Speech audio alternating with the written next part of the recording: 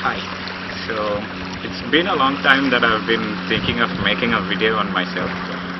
Yeah, the time has to be right, isn't it? So a lot of my friends have been asking me to do this one regarding my fat loss.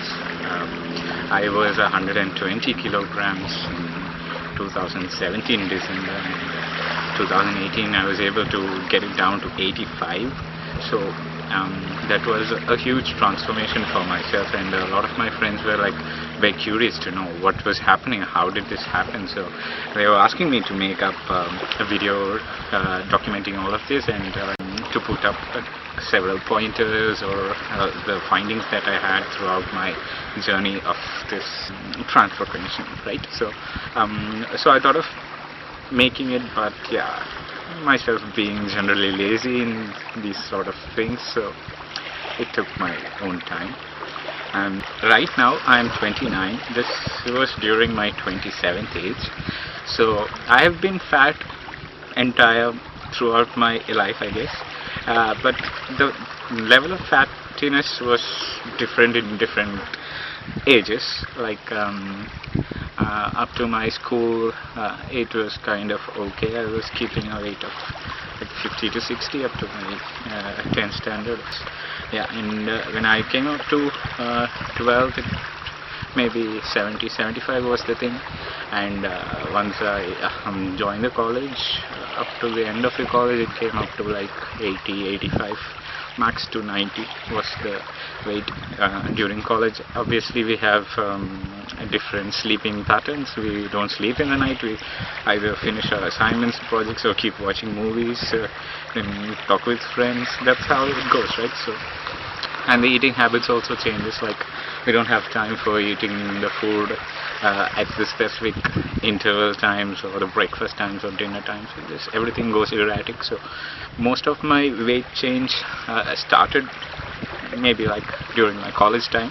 So going back up to my 10th standard, I used to have a little bit of very less outdoor activities. Like I used to just ride my bicycle. That's the biggest workout I ever had. I used to ride it long.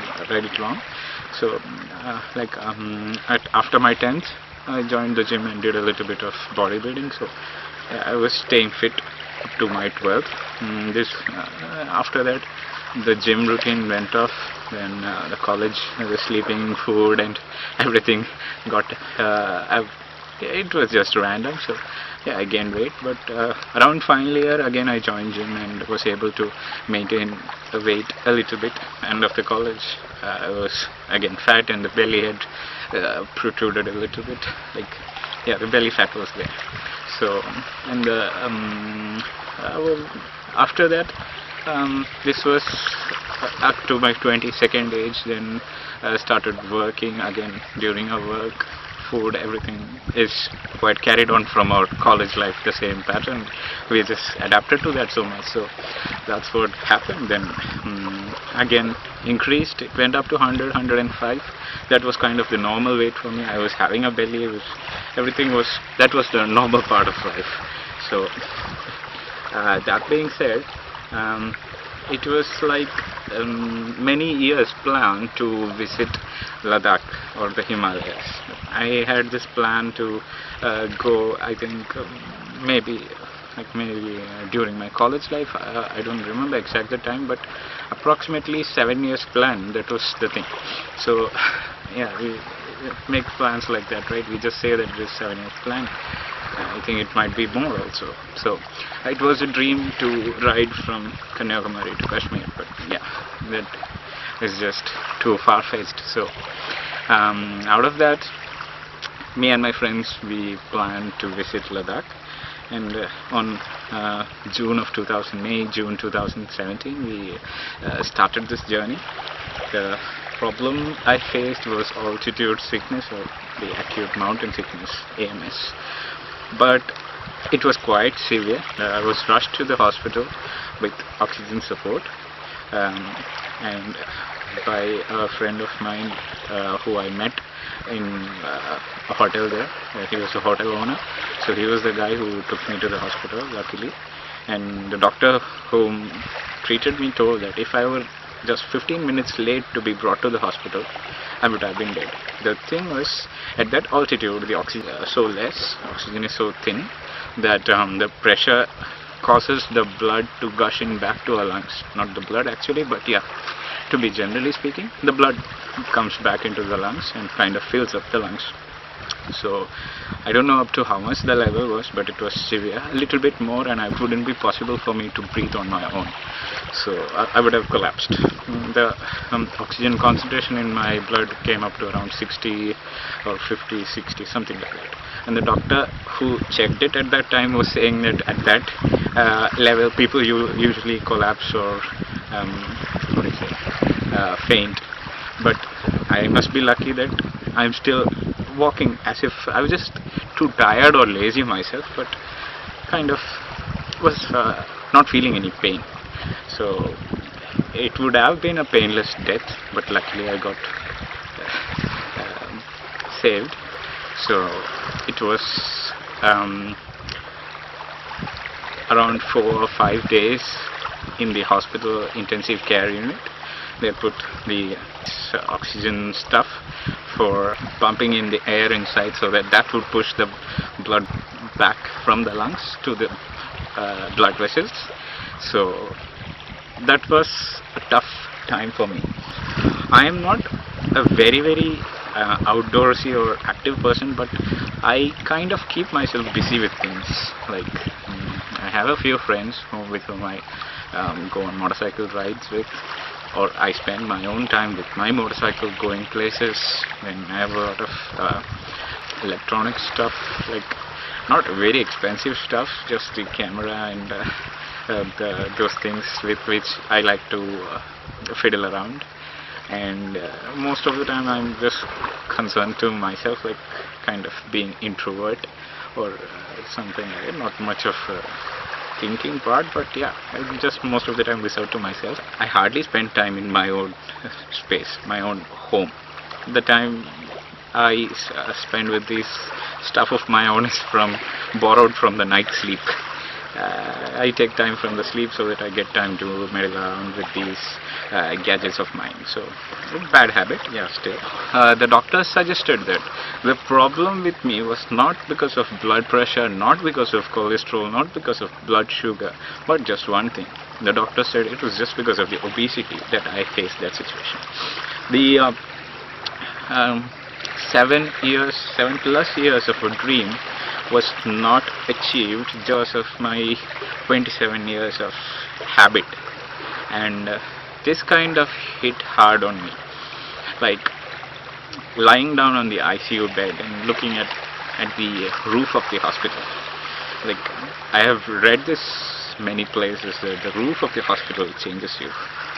Yeah, but it does. The whole life is projected onto the ceiling, and we kind of see glimpses where we could have made better choices. Not about life decisions, but about the situation where we are, where I was in at that moment. So it was kind of very sad and depressing. That's the word I try to use. Luckily I didn't go into depression. I was more happy that I survived. I mean, we are quite filmy people, just like the films we see. It was at that kind of a rebirth to me that I survived, and a few of my friends also told me that you got another chance at life, so why not make it useful? Yeah, in the movies it's like when the person survives a fatal accident or an injury, they come back and change the world. For me, I'm not a protagonist, like I'm not a superhero or something. I can't just jump and change the world in like 2 hours time how it happens in movies, but I could change my own world. I understood that.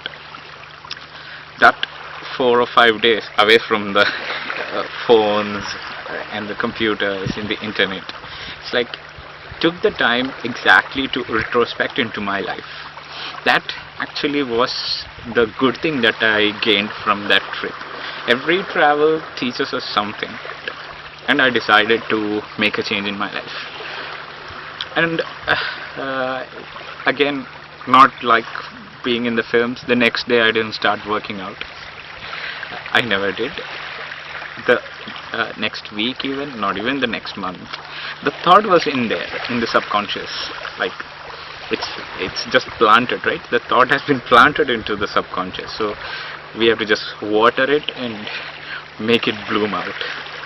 So that was actually, the time duration was approximately 6 months. Mainly, I'm not blaming anyone, but I was on medication for 3 months. So the doctors gave me a good set of medicines for 3 months. Every single day I was feeling so tired and weak. I thought that my life is, it would have been better if it ended. That's what at some stages I've thought like that, because I couldn't even lift a 5 kilos of a bag and even just carry it for like 10 minutes. It was so difficult for me. I thought, what is happening? I am 110 kilograms of weight, such a huge mass, not even able to lift a 5 kilo thing. I was so sad that I was 110 kilograms near to, and I was not even able to lift this bag and move around. So I was becoming a total flop of myself. It was very sad to me, and I thought of improving myself. So I did a small change. I was having medication for 90 days, right? And after that I was supposed to make a follow-up to the doctor. I'm not shutting down the medical system that we have, but definitely it is not 100% always our specific medication or our specific treatments that will work for a long period of time. They told me that I have to take the blood thinners so that my breathing would be better. But right now, as you can see, I'm living in the Maldives, but here it's pronounced as Maldives. So yeah, so this is the country which is at and little bit below the sea level. So I had gone to around 15,000 feet. That's approximately 5,000 meters above sea level. Is it? Yeah, 3 approx. So 5,000 meters above sea level to at sea level, you don't need the medication. That's what happened. Stop the medication and the side effects stopped. Within 1 day, I was so much energetic. I was able to lift 20 kilograms and more and move around. I was testing myself. It didn't happen by chance. Like, I used to lift up the gas cylinders. Here also it is around 15 kilograms. So trying to move that, then something more.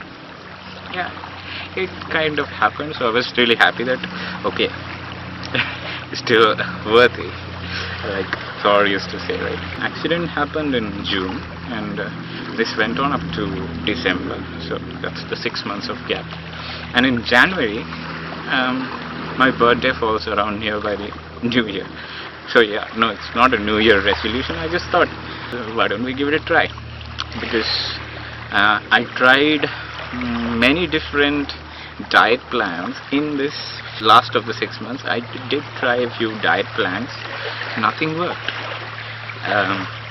Then I looked up a lot of articles online, and YouTube was not my thing, because I needed to have the facts.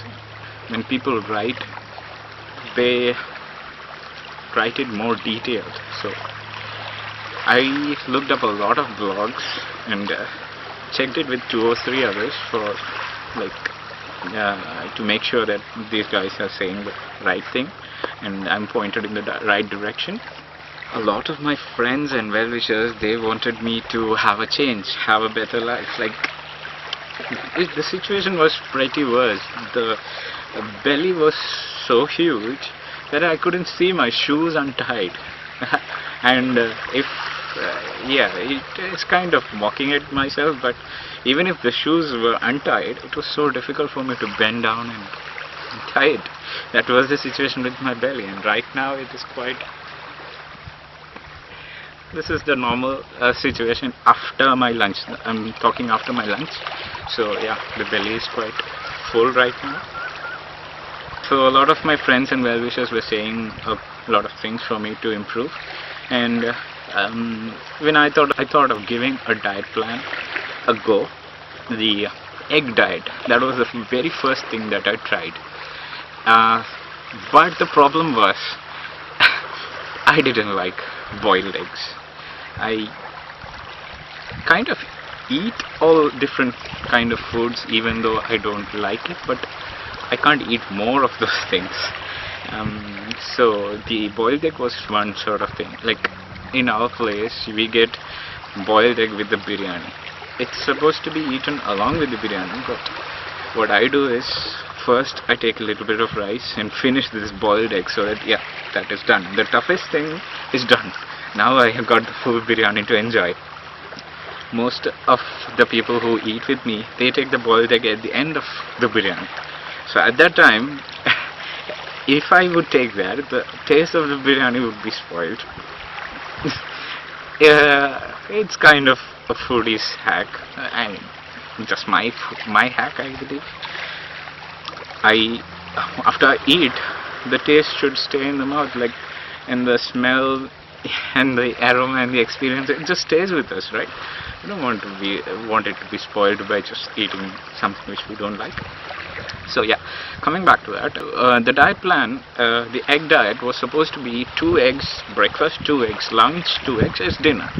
So a total of 6 eggs. That's the only thing you are supposed to eat. Not sufficient for me, so I used to take 1 chapati or roti, 1 wheat, that's the atta roti. Okay, so yeah, it was just fried, not in oil.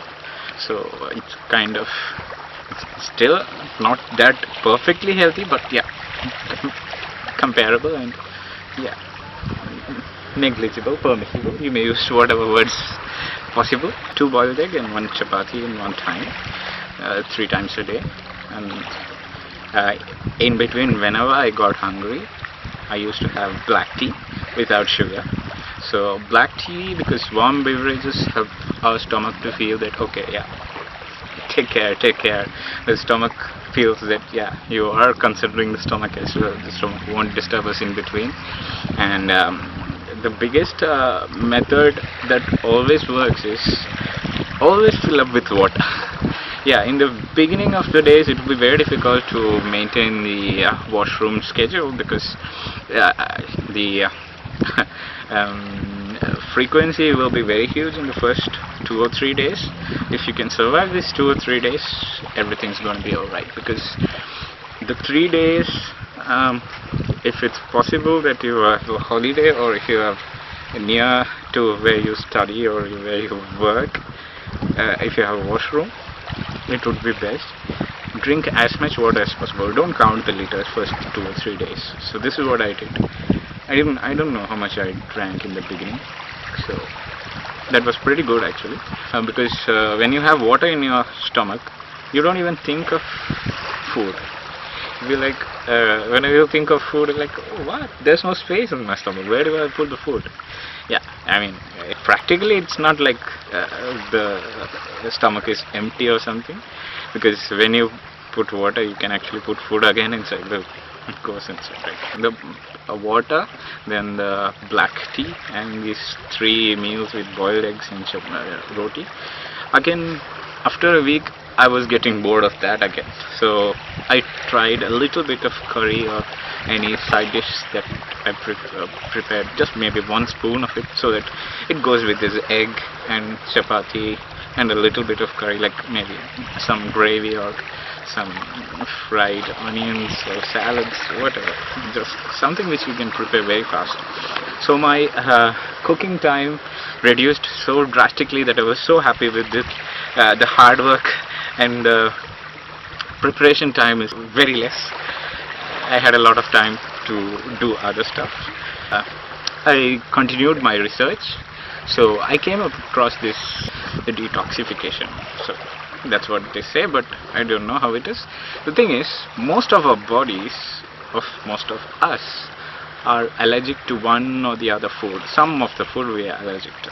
We don't know, but it could be wheat, it could be rice, it could be sugar, some of it.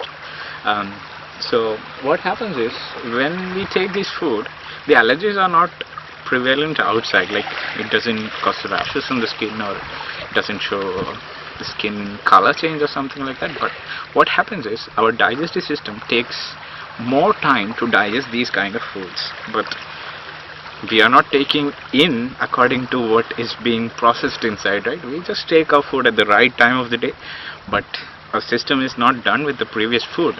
So it's kind of our digestive system is on heavy load, and it's kind of difficult for our system to manage more food. Food is keep on coming in, and some of it is undigested. We don't get enough energy. Some are getting stored as fat. I don't know how it really works, but yeah, this is what happens. So our intestines get swollen. That's what I read online. I'm not sure. I checked up with some doctors, but they say your intestines are swollen means you're sick, dude. I don't know how that happens.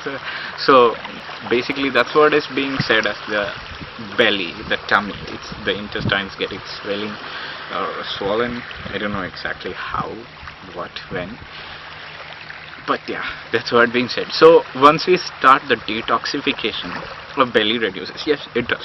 Yes, it does. That's my experience, because my belly was so huge.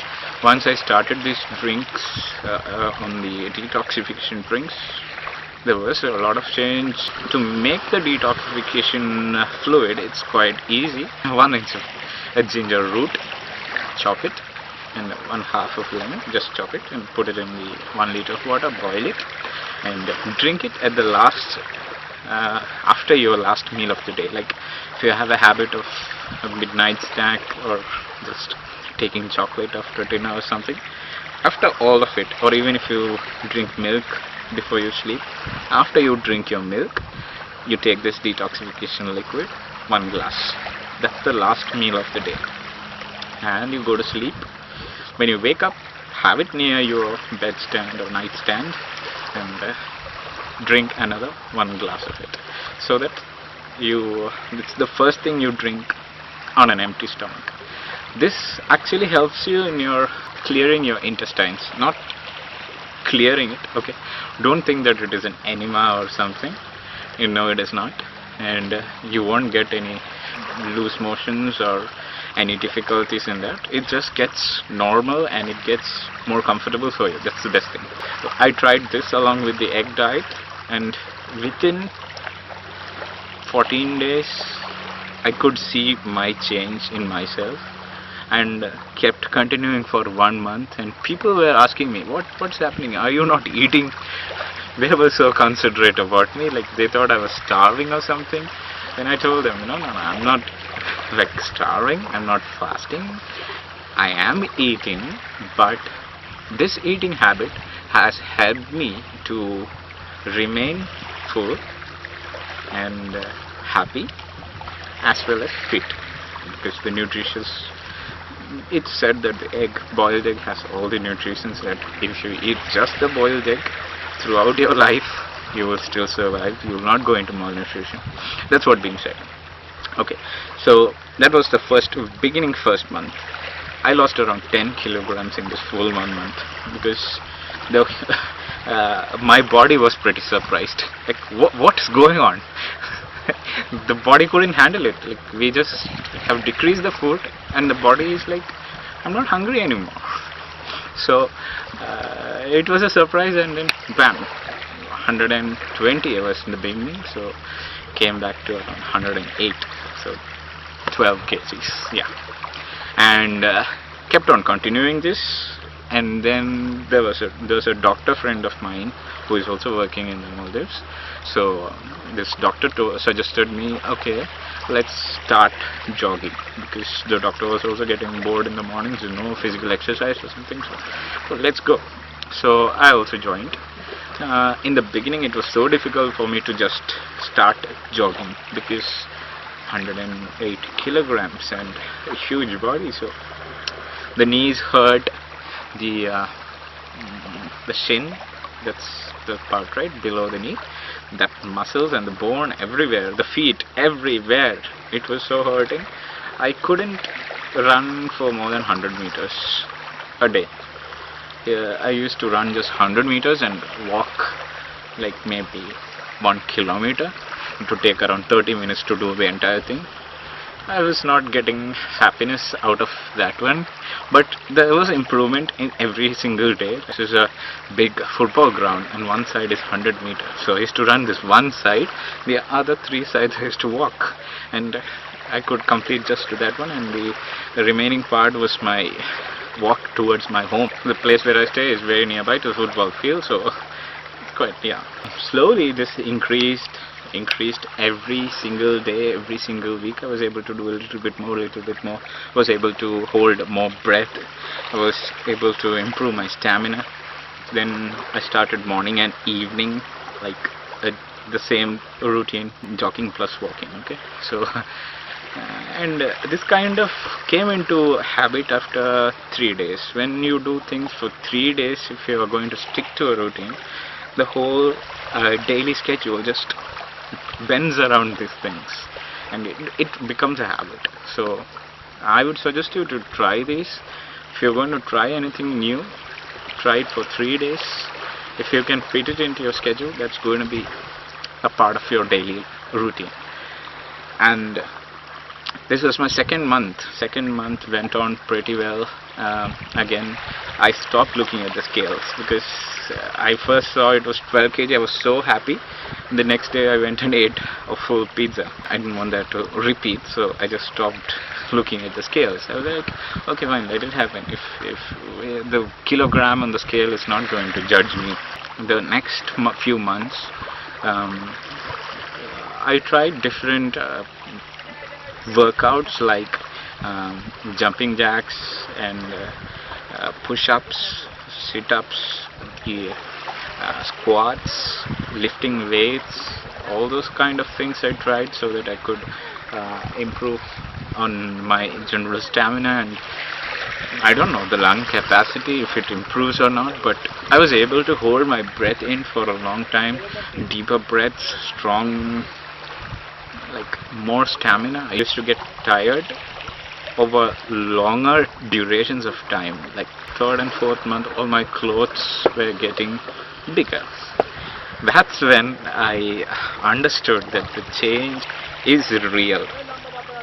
Many of the time the diet plans have not worked because I was not being dedicated into it.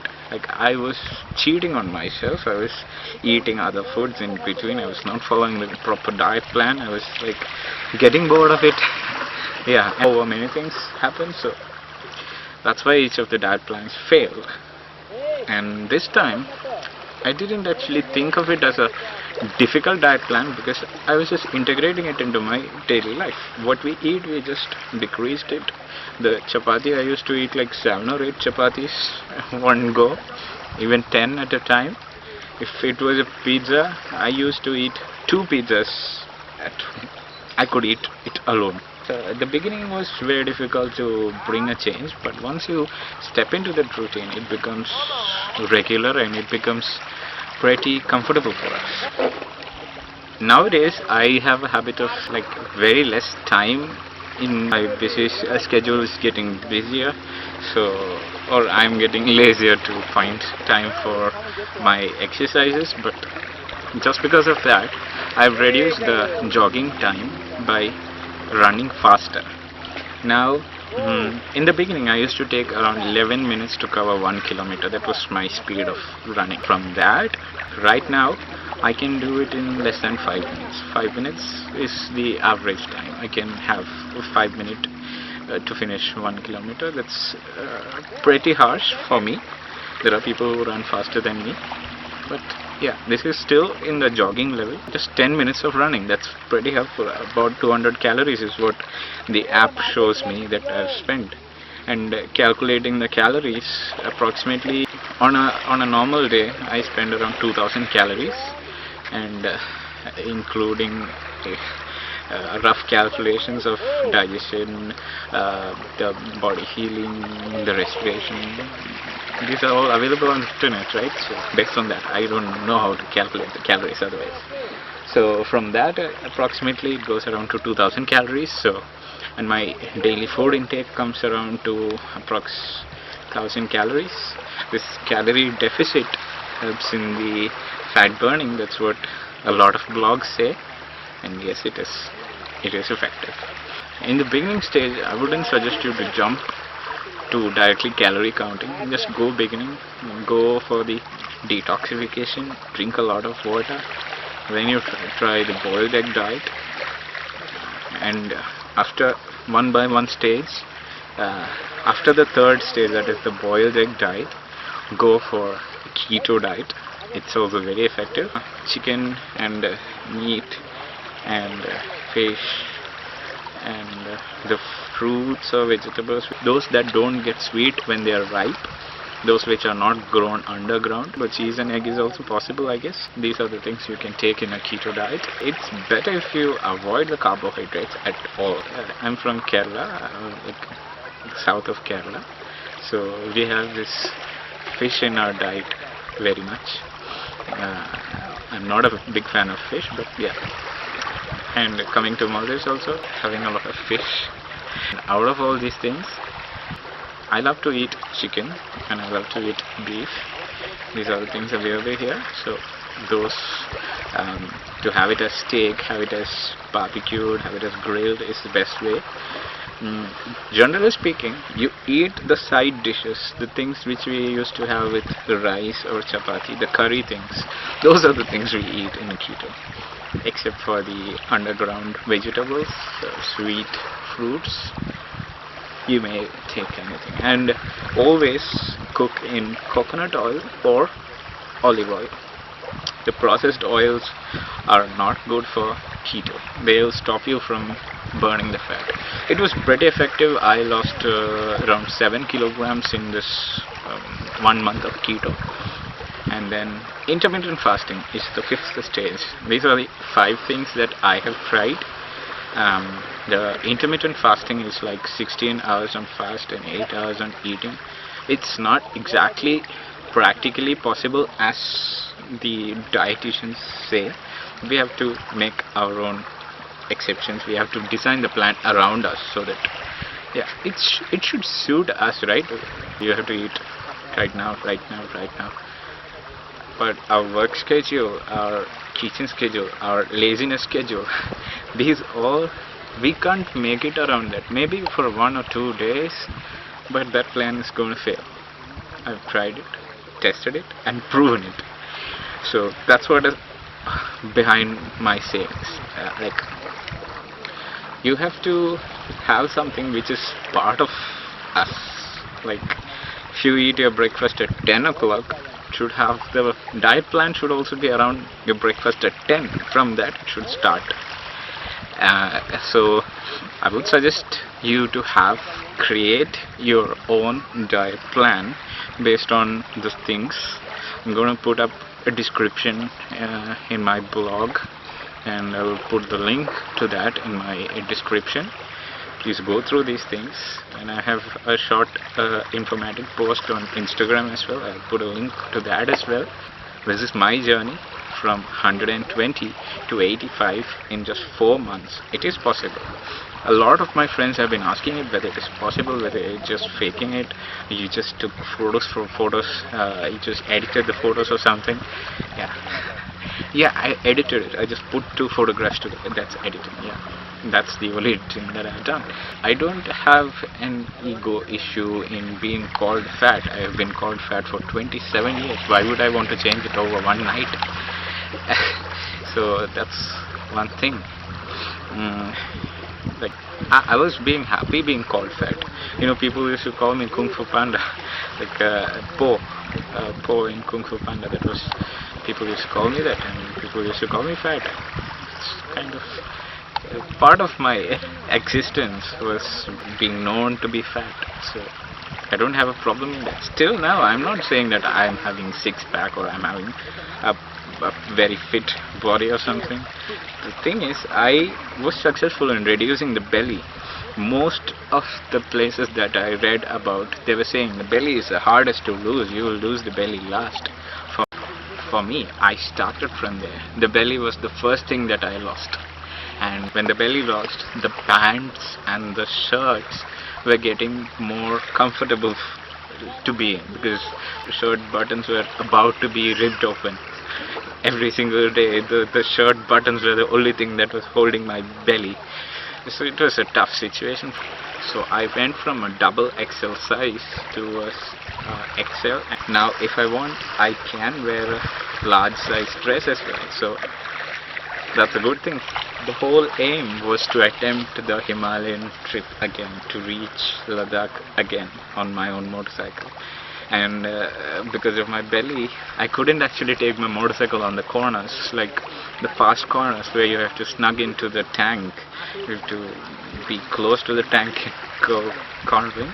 That was quite difficult. But now you see the belly gone. It's kind of very comfortable to be around on the motorcycle tank. If you liked what I've said about my journey, please do subscribe my channel, because it helps me in building my channel and contribute more content like this. I would love to do a lot more. Hope you encourage me.